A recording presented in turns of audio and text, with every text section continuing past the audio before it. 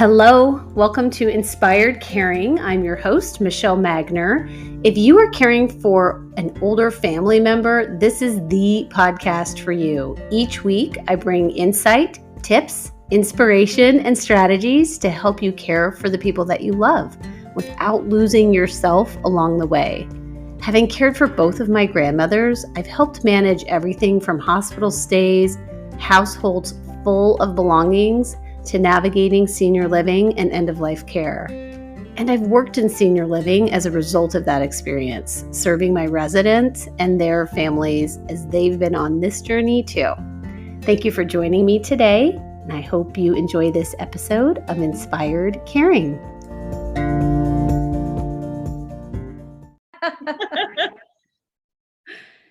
Well, good morning, Nikki. Thank you for being here today. Good morning, Michelle. Thank you so much for having me.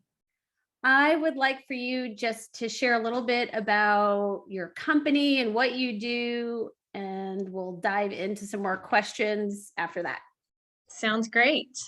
Well, my name is Nicky Wik, and I am with Outreach Patient Advocates, and I help people maneuver through the complex healthcare system. Most of these people, a lot of them are seniors. I create a detailed past medical history form, an accurate medication list. I sometimes will accompany them to their doctor's visits, take notes, and just help ask appropriate questions. I then follow up with the patient to make sure that they have picked up any new medications, have the resources in place to be a compliant patient. And then I can also help with bedside monitoring and in the hospital and transitions of care. And then I also try to help patients save money when it comes to prescription medications and just looking at explanation of benefits for patients and things like that. That's a lot. There's so many different aspects of it. Yes. There are so many different aspects. Yes. One of the things that is immediately jumping out to me is really the medical system feels super complex. It's just not straightforward anymore. And especially when you have so many specialties and so trying to figure it out. So I guess starting at the beginning, when someone first comes to you just to say, I need some help. How comprehensive is that initial form that you're filling out? Yeah. So usually people will call and I'll gather just some general information from them. And a lot of times they're calling in a time of crisis or they need help for a loved one. And so I will usually just take down some initial information and then set up an initial consultation with them, which usually lasts about 2 hours. And I've learned just about their past medical history, their surgeries that they've had in the past. I get an accurate medication. I look at all of their medication bottles and write down all of their prescriptions. And then find out if they're taking those correctly. Are they taking them like they say, on the bottle that they should be taking them? I also will learn about how their diet is and if they're exercising, because you only get, maybe 10 minutes with a specialist. And so they don't have time a lot of times to ask the patient, well, how is your diet? What are you eating? How are you sleeping? And are you taking your medications appropriately? And so I really try and find out that information and then what their goals are and what their concerns are. And then we create a detailed plan and kind of go from there. And I appreciate that you're asking questions about lifestyle, because I feel like oftentimes when you're popping in to a doctor for like a specific thing, they're not asking you like, how much alcohol are you drinking? Or people are lying on the form. I used to lie on the form. And all of those things just play such a factor into how we're doing. Yeah. Do you feel like there is a specific condition that you cater to, or is this more generalized? Like, are people coming to you with the specific things? It varies. Right now, it seems I've been helping um seniors who don't have any family nearby. Mm, And so a lot of times if the children are out of state, they will call and say, "Hey, my parents are having a hard time. I don't think they're communicating well to the physician about their symptoms, mhm. and I don't think the physician is understanding what they're saying. We need some help. Can you accompany them to the physician's office? Can you take notes? Can you maybe get some resources for them while they're at home?" Um, so that seems to be what I've been working on lately. The system is so fragmented Mhm. that it used to be way back in the day. Um, your whole family sometimes would go to the same doctor, the same Right. general practitioner, and even generations sometimes would go to that same family practice doctor, and he would do the x-rays and he would order all of your labs and tests, and you could pick up the phone and actually talk to his receptionist or his nurse, Mhm. and they would sometimes even get you in that day. Where now you've got all of these specialists, and you've got, a cardiologist for the heart, a pulmonologist for the lungs, an orthopedist for bones, Mhm. and then your primary care physician, your gerontologist, your pediatrician. And Mhm. so then this one person, especially the seniors, when they are aging, you're starting to see multiple physicians. And that means that they are adding medications. And Yes. then a lot of times physicians, um, well, they're not communicating because sometimes they don't even know that they're seeing, six other physicians. Right. Or they don't even know that the pulmonologist added a medication. And so I think, what I'm finding is that it's really important to have those things in place, especially for seniors, to have an accurate medication list. And then really you're the one, or a loved one is in charge of making sure that the physicians are communicating. Um, Right. Well, and to your point about if one doctor prescribes a medicine and another one is unaware of it, and then they prescribe a medicine, that there can be some issues there with, I want to say competing or contradicting or yeah, side effects that can just yeah, be real problems. Like, sure. I mean, at age 50, I take one medication, my Synthroid, but Yeah. that seems to be kind of unusual. Like a lot of people are taking 15 pills a day. And where it gets really hard is when, for example, I had uh, a son of a client call me, and he's in another state, and his mom was getting discharged, and they had to leave. They had to go back to work. She has been in Mm, the hospital for a long time, but they needed somebody. They didn't have anybody else here, and they needed somebody to help her when she got home. They couldn't get her into a skilled nursing facility because she was one of those that was kind of doing too well to be right. considered um, able to go into a skilled nursing facility. So when she got discharged, and discharge instructions can be a little vague. And so her discharge instructions were, add these 6 medications, continue on these 10, Oh my stop these 5 medications. Okay. So they send her home with this information. Well, she can't drive. She still has to pick up her medications. God. Hmm. And then she's got to go home and fill up her pill box and for the week. Right. Still, hopefully, home health, which hadn't been completely approved when she was discharged from the hospital. So hopefully, home health could get out there that week and help her with that. but they didn't. They couldn't get out because it kept getting denied. Oh my And goodness. so luckily I was able to help her and pick up her medications and get her home and fill up her very confusing pill Right. box for her. And I mean, we're talking 20 medications. Wow. And so that was, I'm glad I was able to help the family with that. And then with telehealth appointments for follow-ups. And then finally we got the home health approved.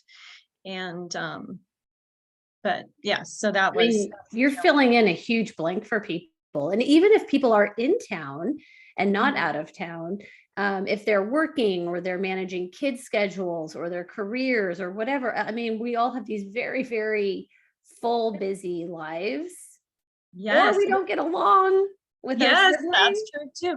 But well, and I know that you're aware of this too, but the sandwich generation, right? Where it's the 40 to 59-year-olds who are raising their own family. Yeah. And they are trying to be there emotionally and financially for their own kids. And they're probably at the peak of their career. And then they've got aging parents that they are trying to also help emotionally and financially. And they're being just pulled in many different directions.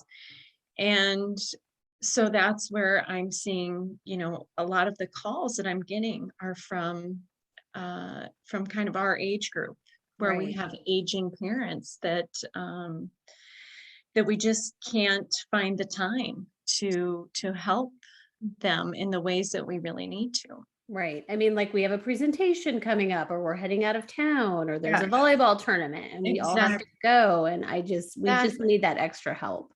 Yes, yes. Wow, that's huge. Yeah. So do you feel like, I mean, I'm just imagining you wearing 15 different hats and like being pulled in so many different directions. Yeah. Do you feel like you're going to need to be growing out your team, or like, how are you doing all of this? Well, I have a great group of friends and colleagues that I count on and that I can talk to about certain different things. I think to stay true and to have my allegiance stay towards that client, I think I will probably stay small. Yeah.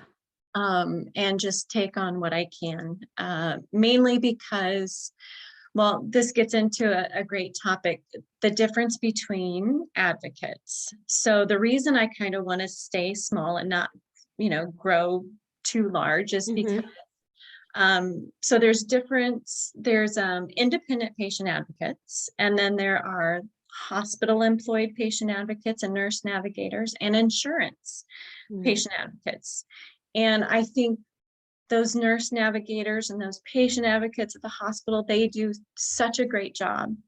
But their allegiance is really to the hospital system or to that insurance company, right? Where my allegiance is to that patient, to that client that I am helping. And so I think that that's where I need to stay focused on. And I really get to know the families. I get to know the client. And I think that's such an important piece of how I've been working this business. So. Well, and it sounds like people can hire you for a specific situation to just help navigate that one hospital stay or the discharge planning piece of it. Is there, how long do you typically work with a person or family for? It varies. There's a couple where I continuously go to the doctor with them. Sometimes, a lot of times it'll start off where, like I said, they'll call kind of in a crisis mode, or they need to get a lot of things figured out. And so then I'll really be involved a lot. And then it kind of tapers down, and I'm just kind of going to the doctor with them every once in a while, or just making sure I'm updating their medication sheet and communicating with the physicians with any concerns or anything. And then there's other times where I've gotten calls about prescriptions. For example, I had a guy that had an extremely high copay with a new medication that he was supposed to be on. And he was going to go back to his old medication because it was very expensive. And so I looked around for some grants for him and found a program where Wow. it was written off for the year for him, Mm-hmm. and he just has to reapply. But that all takes time, and you've got to know about the grants and the funding and so that was just kind of a one-time deal. But I was glad to be able to help him because it was an expensive medication. That's amazing. Yeah, it didn't even occur to me that that was an option to look at, grants. Yeah. So it Yeah. sounds like it could be one very specific thing or crisis or situation, or potentially like an ongoing. I mean, there's so much ebb and flow Yes. with the Yes. healthcare stuff. Yes. So what is your background like? Because when you're so involved in all this medical stuff, there's just a lot of language and things that you I wouldn't necessarily know to ask or look for. So tell us a little bit about that. So I've always been on the administrative side of healthcare, and let's see, done pretty much everything from reception, transcription, to billing, to managing offices, medical offices, to marketing and physician liaison. And so just kind of knowing the ins and outs of how the administrative side of healthcare works. And then just kind of putting that into this patient advocacy.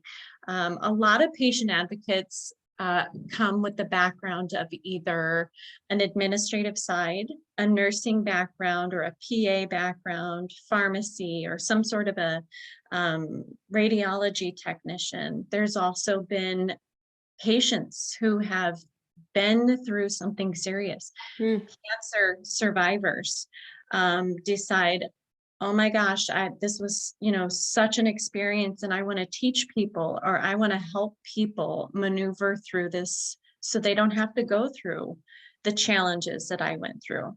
So there's many different backgrounds.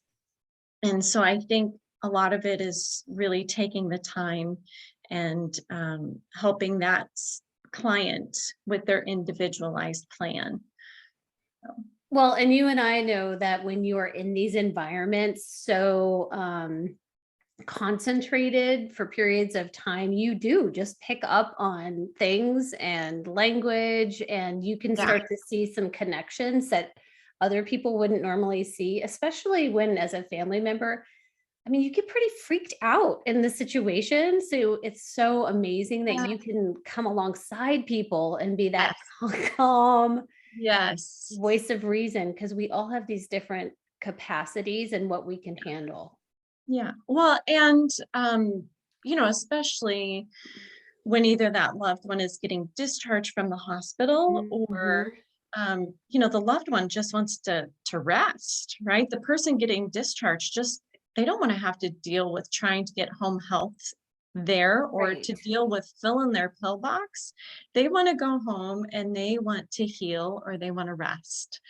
And then family members they can be overwhelmed, and they are trying to help out in so many different ways with food and just being there with their loved one. And so there's just so many different ways that a patient advocate can help, that family member or that client that they're working with.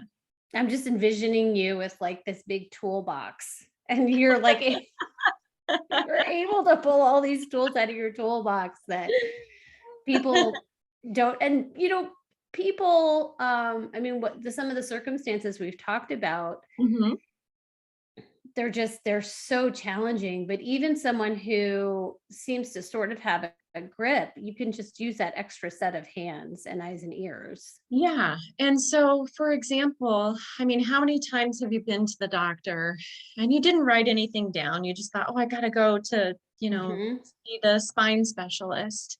And you go in and you see him and, tell him, yeah, I've been having back pain in my low back and, kind of in my neck area.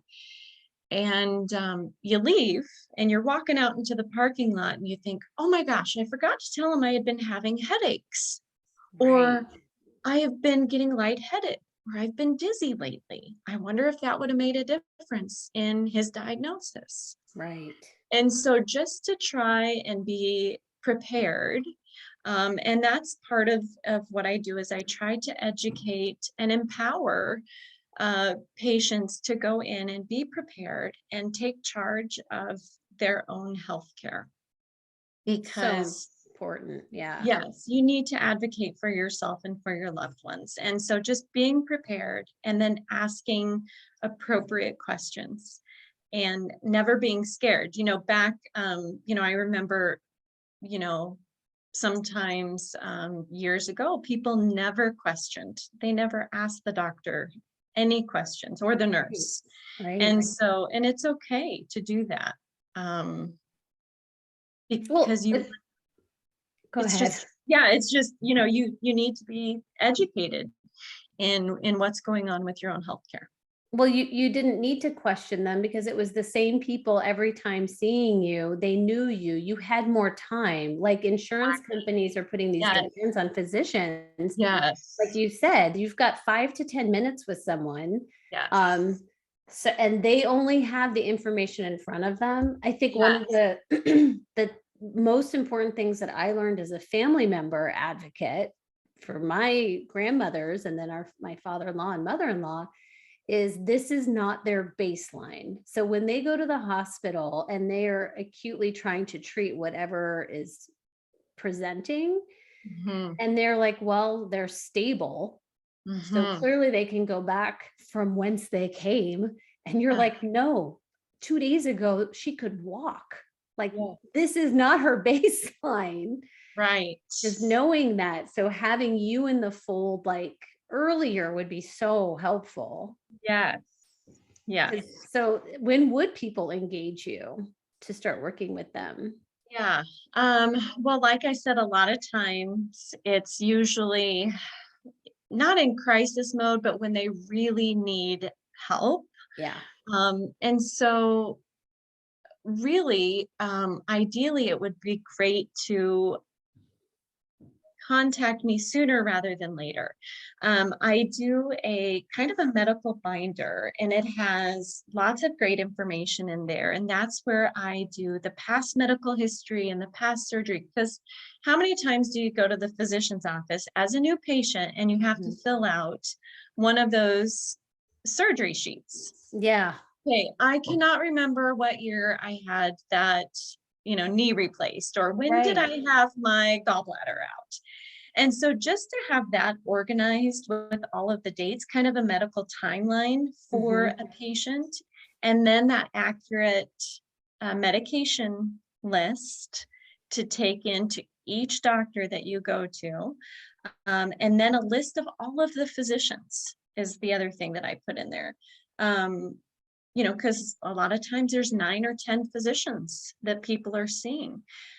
So really just to have, and then there's lots of other things that I put in this binder, but just to have that where they can keep it on their counter, take Mhm. it with them when they go, have have the front office desk make a copy of your medication list or your surgery list. And then your advanced directives would be in there. And so really just having that all in one place and all organized Mhm. is super, super helpful for family members. And if something just happens, really everybody should have one of these Right. Yes.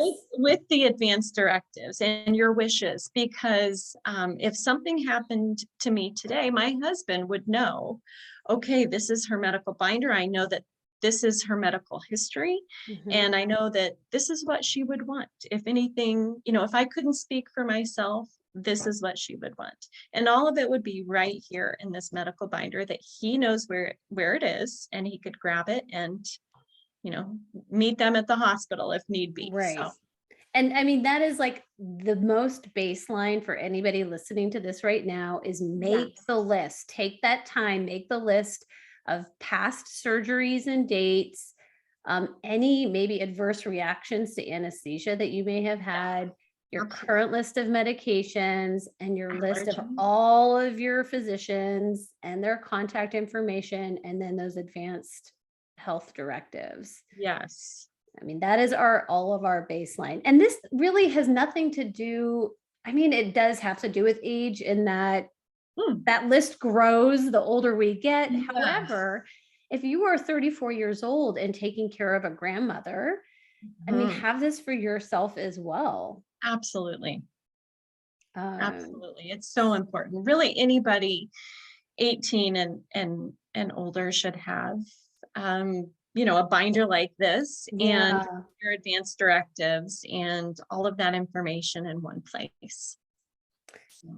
So you can navigate pretty much any phase of the process with any health crisis and help pull all the information together for people, make sure that the right questions are being asked. You can help them on at home. It sounds like you can help them in a hospital. You are not tied to or restricted from. Do I have to sign a piece of paper that makes you my POA? Is that what's happening? Or how does this work that you can help talk to doctors? Yeah. So I have a release form so it's not actually a POA, but it's a release form that I have clients sign.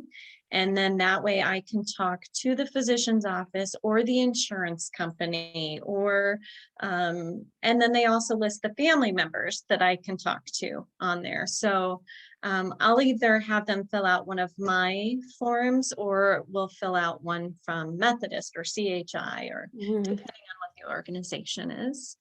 But that's yes, we absolutely have to have that done right away. It just makes it a lot easier. And so your services are available in the Omaha metro, or what's your bubble? Yeah, Omaha and, Iowa area, but yes, I actually, I even travel further than that. I have a client about